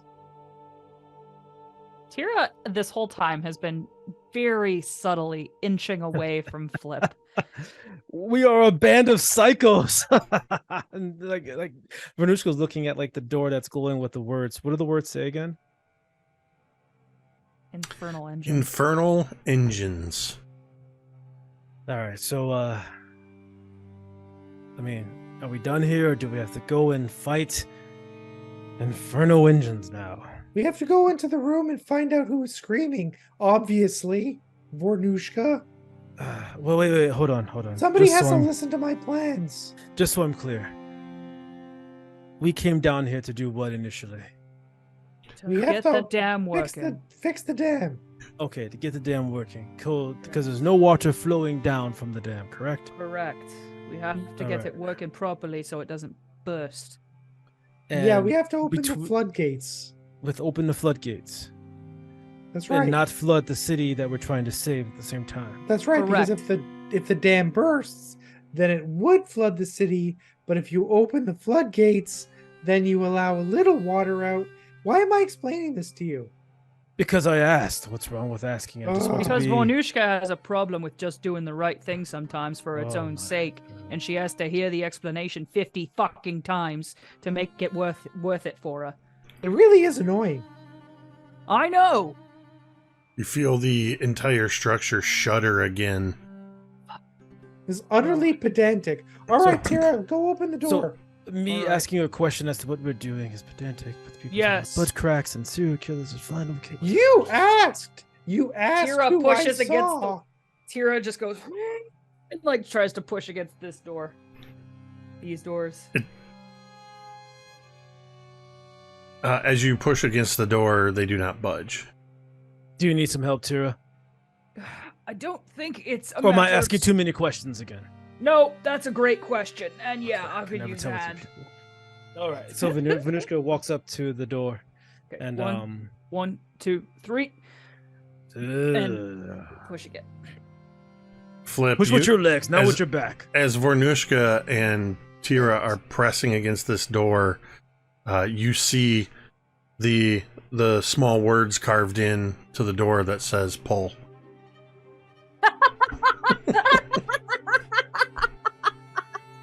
It's like Midvale School for the Gifted. Who sees it first? Is it Vornush'ka or is it Teera? No, neither of Neither you of saw us. it. It was Flip. You guys are doing a great job. Keep going. This door is impenetrable. I think Maybe it might need. try pulling it. The fuck? You think we would be pushing this whole time when the whole answer would end the whole time Tira's running her mouth? She's secretly trying to pull on the doors. Do they open? You feel it move towards you. Fuck me. And Vornush'ka looks over at Teera. You're making us both look dumb. No, we don't. And just Teera starts just pulling this. Hold on, door. wait. Let's do it together till it looks heavy. Yeah, And like one. Yeah. two. Okay. Which is 1D. I need some help, Vornush'ka. One. I got you. 2, 3. You're It's both so heavy. You're both so embarrassing. I am so embarrassed on your behalf. This is just the worst. That door is sure heavy. Good thing we both pulled it open. Yes. We had to we push it needed- for traps. For pushing traps. Obviously. That's where we cleared those first. for sure. You're free to go in. Yes, glorious leader. Please. After you. No, after you, please. Lead the way. And disarm any traps with your face. Again, You can see with the doors open that this opened into what appears to be a 10-foot wide hallway that extends in either direction, but you can't see what's on either side. Okay. Just gonna do a little survey for traps. Sure. 13. 13 total? Yep. Seems clear. Right. I encourage Teera to lead the way. Teera is not responsive. I encourage Hamhawks to lead the way. All right, half pint. Vornush'ka is going to take a quick moment and listen. Can she hear anything from either direction of these vast hallways? You do not hear anything. Okay. But you can just see from either direction there seems to be a faint orange glow. There's some sort of light source in this hallway on either direction, but from out here you can't tell what. Teera, I Flip believe was you. encouraging you and Vornush'ka to move forward Okay, yeah. after checking for traps. I would go. Are you going as well, Vornush'ka? Are you going left or right, Teera? I'll go left. Because it does branch off left and right, correct? Correct. As you Let's not split the party. I'll go with you. As you two step into this hallway, you look to your left and your right, and you see that this narrow chamber ends at a curved alcove at either end, about 20 feet away from the center. Each alcove is enclosed by a dull iron portcullis. So you see these iron bars about 5 or so feet from the end of this curved alcove. A winch nearby, next to each, provides a way to raise or lower the gate. Beyond each portcullis, you see the source of the orange glow. A circle of runes is on the floor, and they are glowing with faint orange light. Inside the circle, to your right,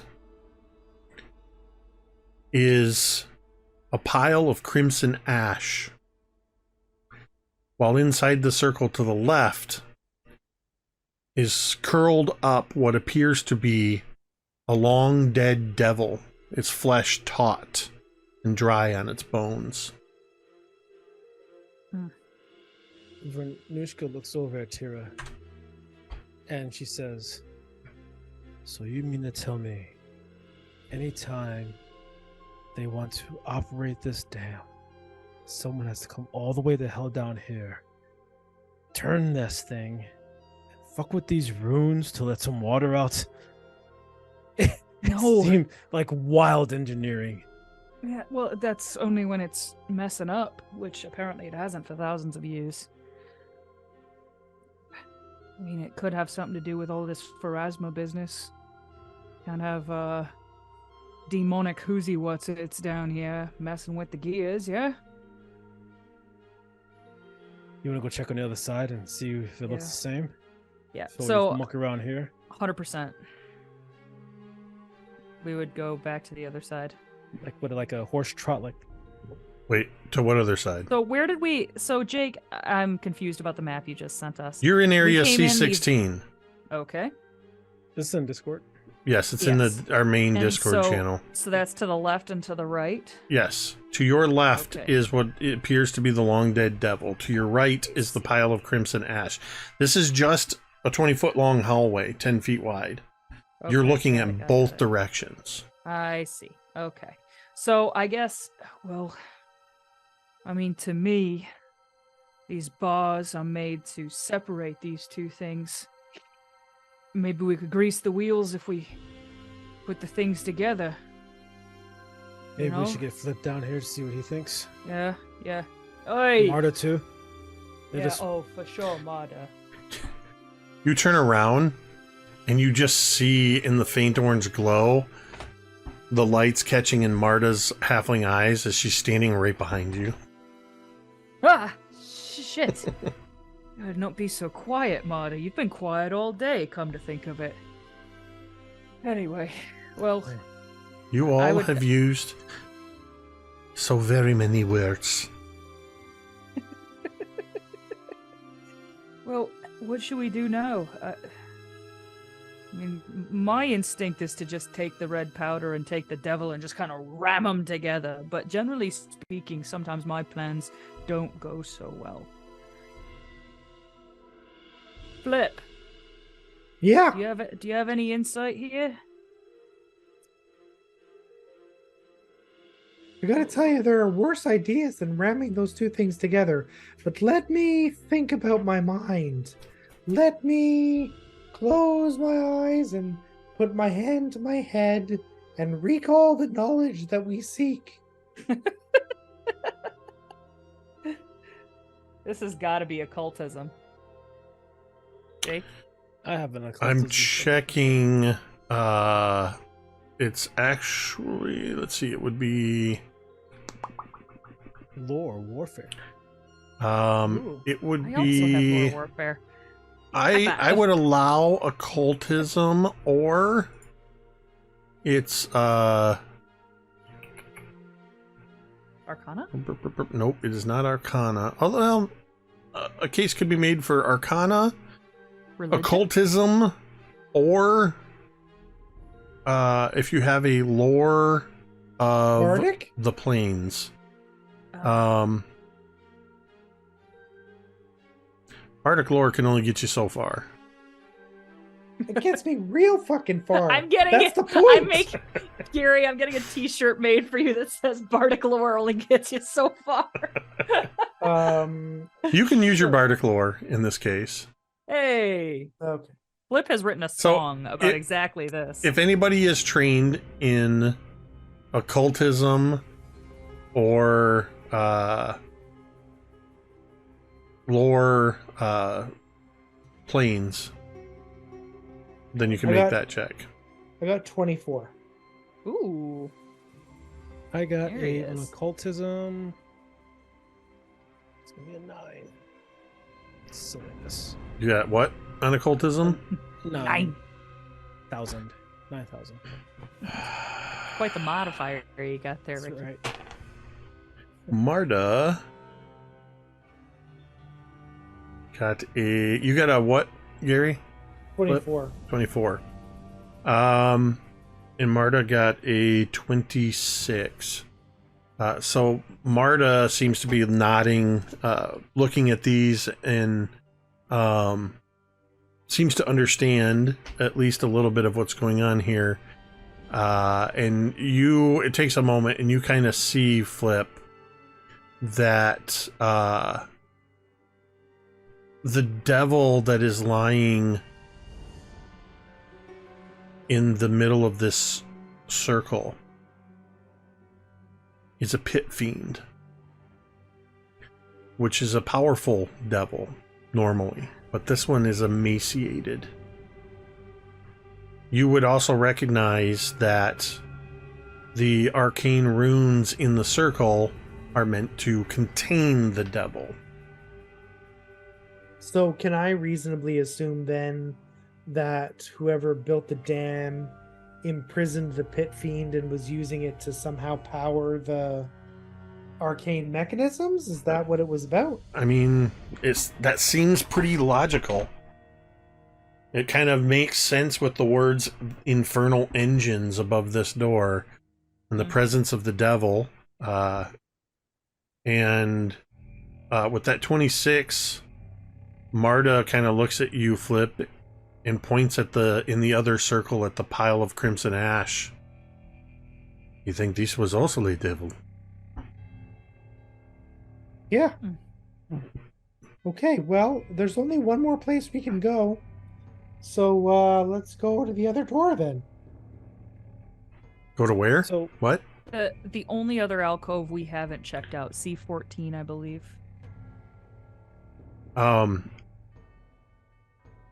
As you're turned and listening to Marda and Flip talking about this, Teera, Mm-hmm. you hear, "Help me," coming from the dead pit fiend. Fuck. Guys. And you see guys. it start to move, struggling to lift its head. Help me. Guys, shit. It's not dead, it's alive. And so yeah, no, I would Teera would immediately go to the fucking little mechanism and start like getting ready to open up that portcullis.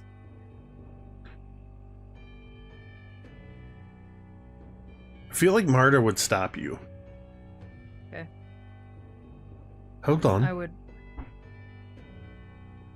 There's a reason these devils are contained within arcane circles. I will tell you. are they the engine? I will tell you how to fix the floodgates. If you just free me. Tell us now how to fix the floodgates and then we'll free you.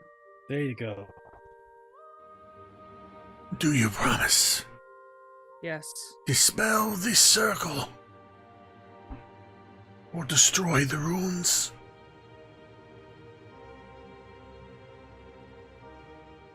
And I would Wait.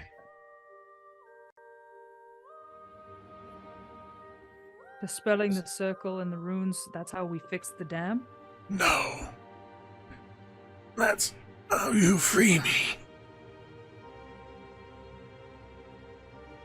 Do you promise? Wait. And I'm gonna look over at Flip and Marta and at Teera and say, Infernal engines, devil's runes. Is this thing ran off of demonic energy, the whole dam? Yeah. No. And then What do you mean? Oh yeah, who are you talking to? in unison. As Flip, what do you mean? As Flip says yes, the pit fiend says no, and Teera and Vornush'ka both say, "What do you mean?" What do you mean? Who are you talking to, Teera? No, I was talking to the devil when he says no. Then I'm talking to Flip when he says yes. Yes. Well, I think he has kind of authority over this subject. And I would nod at the devil, like, "What do you mean? What runs the dam then? If you don't?" Life. Energy. Wait. The dam is supposed to. Dams are supposed to create energy. Water flow. Flip, why do you say Promise yes? to free me, and I will tell you. Wait. Teera, wait. Marda. Flip. What do you think? You say yes. Why do you say yes? I mean, it seems obvious.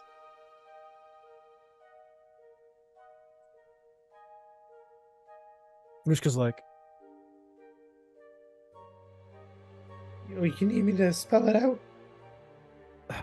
I asked. And I asked in the most polite way possible.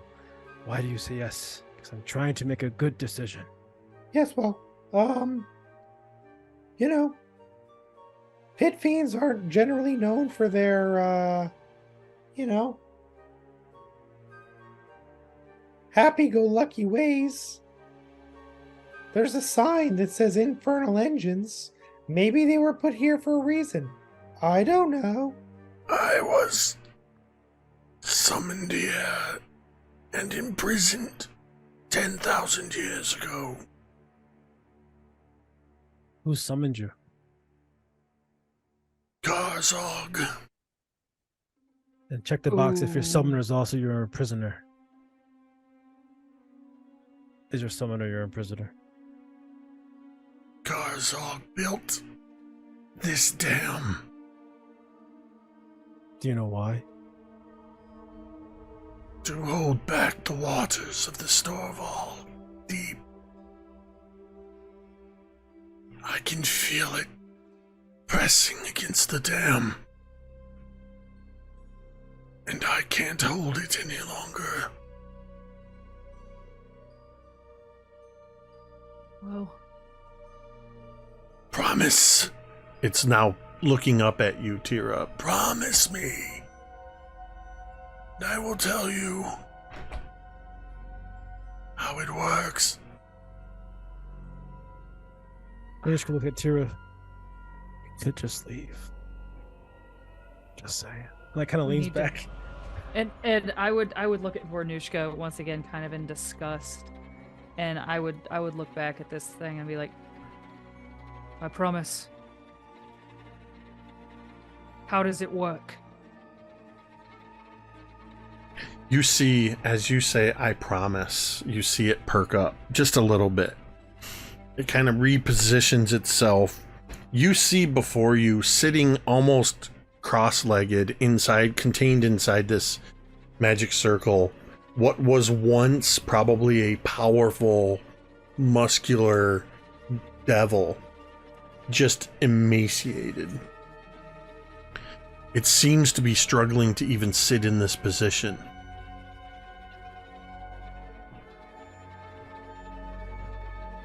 For over 10,000 years, we kept the waters of the Storval deep at bay. Whenever it would storm and the floods would come,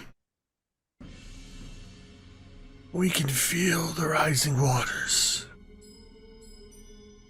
And we would give of our life energy, and the floodgates would open. 54 years ago was the last storm. That, and he kind of looks like he's looking around you at the other alcove, is when the other died. So wait a minute. I'm trying to hold it So back. Your whole so your entire purpose as a fiend, a devil, is to operate a dam. Why is this water so important? Why are you holding it back? Why is... My purpose was taken from me when I was summoned by Karzog and imprisoned. He looks down at the runes. These are my prison bars, and I can only do that for which I was enslaved. So, if the dam opens and the water floods... It will destroy everything in its path. And that's what you want us to do, by freeing you.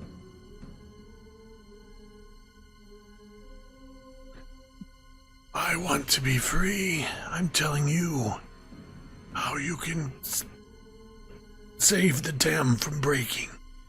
Oh, the dam's gonna break anyway.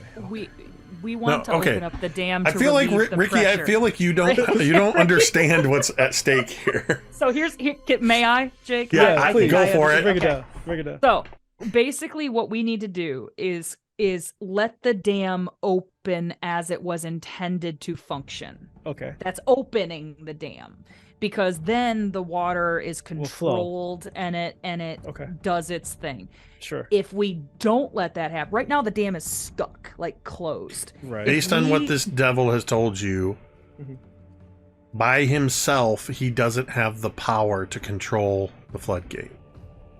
So we need to get the floodgate working again so it works properly, because if it doesn't, then the dam is gonna burst. Okay, so my And question is... that's the big bad.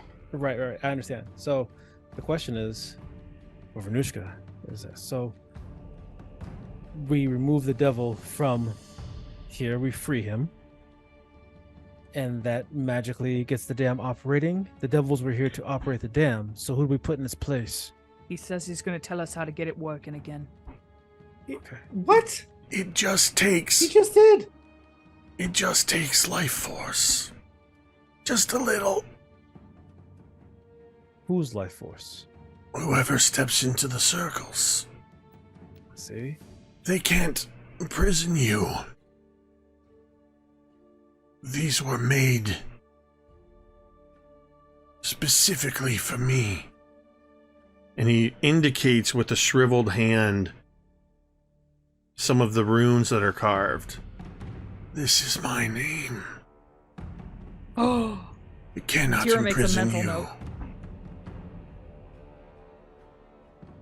Flip, do you trust the devil? Flip, based on the knowledge from your previous role, what the devil's telling you is pretty spot on for what you know about summoning circles and imprisoning devils. If you choose to believe what he's saying, which seems like he's on the up and up, as much as a devil can be, any one of you could step into either of the magic circles without being imprisoned, but be within the effects of the circle, as the devil is telling you. Okay. So, as a master of deception, I'm listening to this devil, this emaciated devil, and I'm going to look down at the devil, and I'm going to attempt to use my deception to trip it up and see if it's lying to me. So I'm going to basically repackage what he said, except I'm going to make some mistakes, and then I'm going to use my deception DC to determine if he's lying to me as opposed to my perception, because my deception DC is higher. And what is that DC? My deception is I don't know. It's 10 plus whatever your... Use your deception DC if it's higher. Okay, hang on. It's so I guess it would be 28. As you are reiterating back to him You see him slowly nodding, and as soon as you alter one of his instructions, he immediately, no, that is wrong. And he tells you again what he said. Okay. Exactly. Okay. He doesn't seem to be at all either concerned or knowing that you are intentionally trying to trip him up. The whole time, though, you see him sort of looking. He's still struggling to hold his head up, but he's constantly flitting his eyes back to you, Teera. I've told you what you need to know. If you do nothing, the dam will break in a matter of 5 days, maybe 6.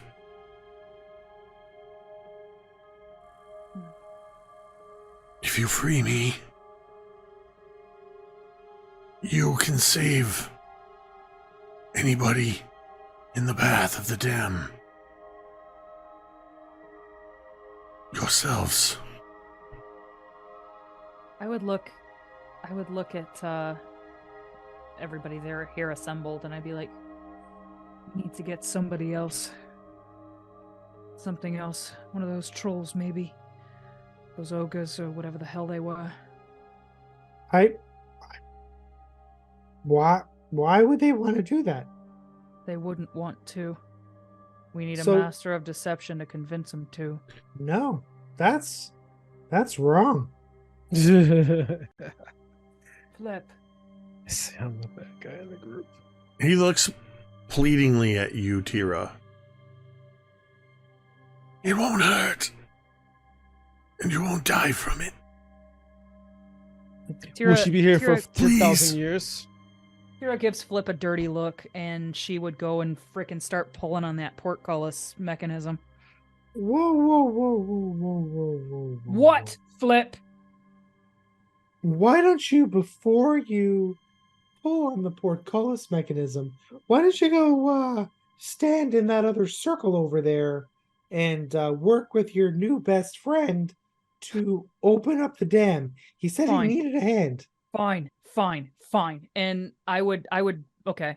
So I would pull on the other portcullis mechanism. Does it feels like it needs to be held to stay open? Nope. Okay, As you so I would As you crank it, the bars raise up into the ceiling, and so you went to the opposite one where the pile of crimson ash was.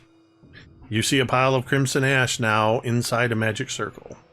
I go stand on the circle. Vornush'ka looks at the devil and asks, how long does one have to stand here to power this infernal machine? As Teera, you cross over. As soon as you start walking away, the devil, you can hear him going, no. And he just seems to give up. And as you walk over to this circle, you step inside, standing in the midst of the crimson ash of what was once a pit fiend. I would like you to make sorry, let me back up. As you step into the circle, you all see the sigils around these magic circles flare up, and as if each sigil were itself a magical bar of a prison, they shoot upward, connecting to the ceiling. Teera, you are immediately imprisoned in this circle of light. The entire dam begins to shake, and as the light initially flares, then you just see this sort of thrumming that's not as bright. You can see Teera inside this circle, but Teera, you feel as though your feet have become rooted to the ground, and you all hear the rumbling of the dam as the pit fiend in its circle just looks across the alcove at Teera and says, "But You promised. And that's where we're going to end tonight's session. Oh no! We're past where we normally cut out, and I kind of wanted a little bit of a cliffhanger here, as Teera has willingly stepped into the magic circle, and something is about to happen. But we'll find out next week what that's going to be. Just for the record, I was still gonna let him out, but after I take care of business. Well, oh lordy. That's why you gotta ask questions and not let people shame you into not asking questions. I mean, well, I would say that Flip didn't know exactly what he was doing, but that would be a lie. well, with that, we will have to wait until next week to see what happens to Teera in the Pit Fiend, as Teera has just volunteered to be a spark plug in the infernal engine, Fine. powering the dam. So thanks everybody for tuning in. Thank you for all the support. As always, if you are somebody that watches silently in the chat, lurking in the shadows, we appreciate you all the same. Or if you're watching later on the VOD, we appreciate you as well. But a huge thank you, of course, as always, to these amazing players. Thank you, Gary, Cari, Ricky, and though they are not here with us tonight, they are with us in spirit, Em and Dwight, without whom this would just be me talking to myself for a couple hours. We're going to go ahead and end this stream the same way we end every stream. You can say it with me if you want. Matata. Matata.